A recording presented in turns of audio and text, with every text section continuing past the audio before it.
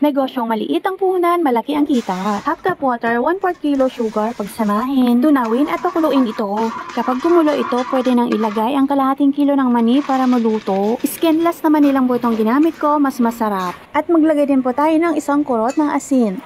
At kapag natuyo na ay huwag titigilan sa paghalo para hindi po masunog. At para na rin kumapit ang asukal sa mani.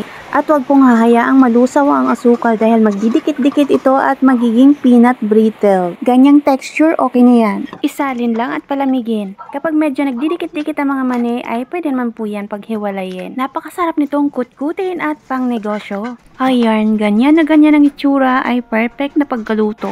At gumamit lang po ako dito ng Calypso plastic, 2x3 ang sukat at sa palengke po yan mabibili. Hanggang isang kutsarang mani lang po talaga ang kakasya sa plastic na ito. At kailangan po natin maglagay ng space para maselyuhan ng maayos ang plastic. At gumamit po ako ng electric mini sealer para mabilis po ang trabaho. At nakagawa po ako dito ng 71 packs. Pwede po itong ibenta ng 3 to 5 pesos. Ilagay na sa transparent na garapon at pwede nang i-display sa tindahan.